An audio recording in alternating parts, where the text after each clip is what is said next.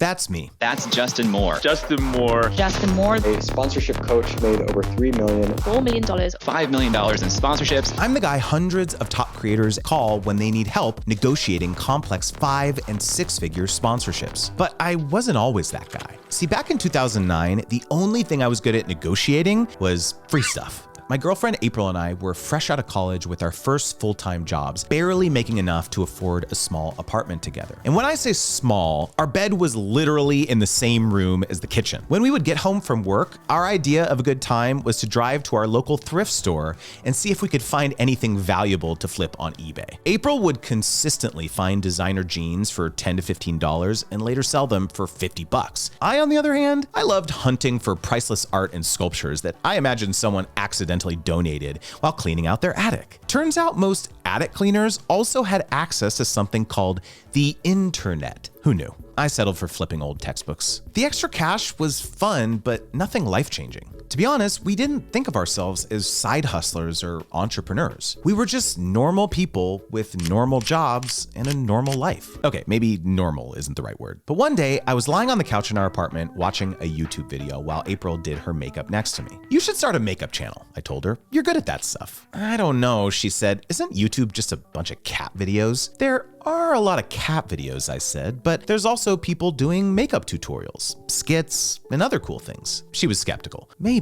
but how would we film it?" "I have that old camcorder," I said. "I'll even help you edit the video on Windows Movie Maker. I made a slideshow using that in college one time." She shrugged, then broke into a smile. It was settled. That weekend, April filmed her very first YouTube video in the bathroom of our tiny little apartment. She showed people how to use a coiled spring called Bellaby to remove facial hair. And yes, it's as painful as it sounds. Then I took the footage, added some terrible neon pink and green title graphics, and hit upload. The first day, her video got 23 views, and she was shocked. She didn't even have 23 friends in real life, let alone 23 people who would be interested in this bizarre hair removal technique. But after 30 days, 3,721 people had watched the video, including someone from the brand. Not long after, Bellaby emailed April, thanking her profusely and offering to send her more products for free if she talked about them again. And incredulous, she gladly accepted their offer.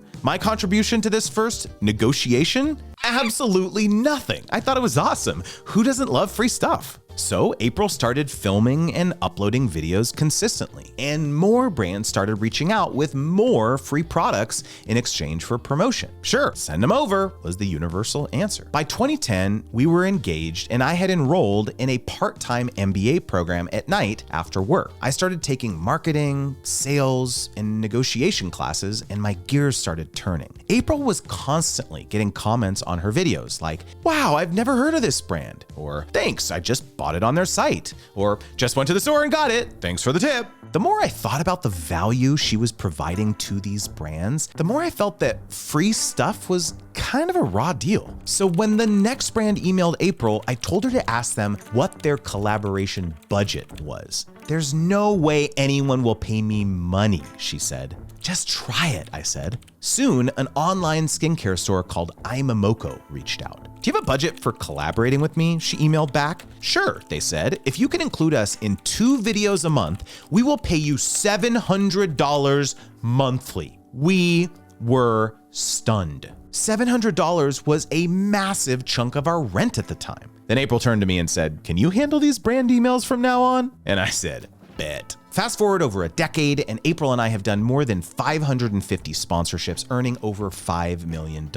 But whenever I told our creator friends about the success we were having, they'd say, "How are you getting that many deals? Tell me about your pitching strategy." I'd say back, usually met with blank stares. "Pitching strategy," they'd say. "I don't pitch brands. I'm just focusing on growing my audience, and sometimes brands reach out to collaborate." "Well, how often are brands reaching out?" I'd ask. "It's unpredictable," they'd say. "Some months there are a bunch, and some months almost none." First red flag. Okay, but when they do reach out, I'd say, how do you calculate how much to charge? I usually just ask my friends if they've ever worked with that company and how much they charged. Second red flag.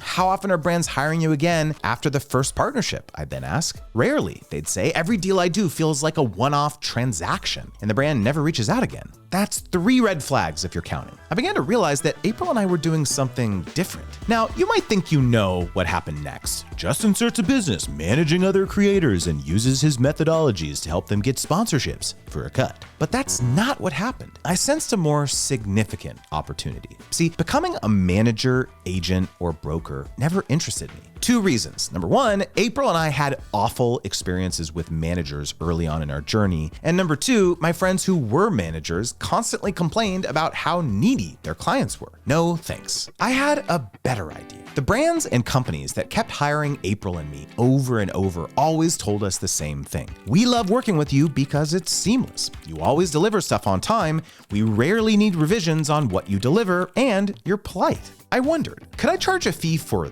that service, help brands execute more extensive campaigns, and get more sponsorships for our friends? After all, brands have the money. Why not go straight to the source? It sure felt like a good business model. I decided to shoot my shot. April had just finished a brand partnership facilitated by a large public relations agency, so I emailed them and said, "This was such a great campaign. Are you looking for additional family-friendly creators to partner with? We have a bunch of friends with sizable audiences, and I can help you collaborate with them as well." And the agency was intrigued. Turns out finding good partners was a significant pain point for them. Many others I pitched shared the same frustrations. Here's how their outreach would usually go down. 50% of creators would never respond, 25% would take at least a week to respond, 15% would respond promptly but couldn't participate due to schedule conflicts or other obligations, 5% would respond promptly and be available but charge too much, and 5% would respond promptly and be available and within budget. Plus, when brands were able to forge partnerships,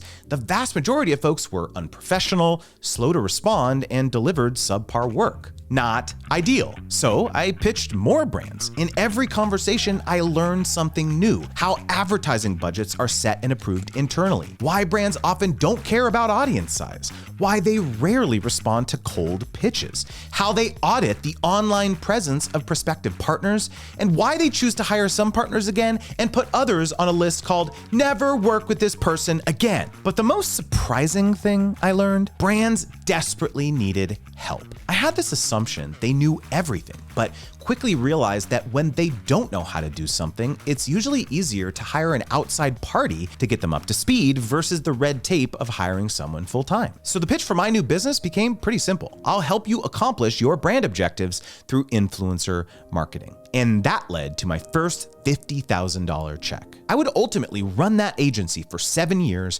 facilitate over 1,000 campaigns, pay out millions of dollars to creators, and discover countless secrets to unlocking brands' massive budgets. The best part is these secrets don't just apply to running an agency. The secrets are universal and can be leveraged by anyone with an audience to transform their life and business. And yes, even if the only employee in your business is you. So whether you have a reach of 100 or 100 million, whether that audience is online or offline, whether you create videos, podcasts, social media content, articles, courses, newsletters, or events, whether you consider yourself a creator or influencer or those titles don't resonate with you at all, if you have influence over a body of people, I will teach you how to become a sponsor magnet so you can finally earn what you deserve. Ready?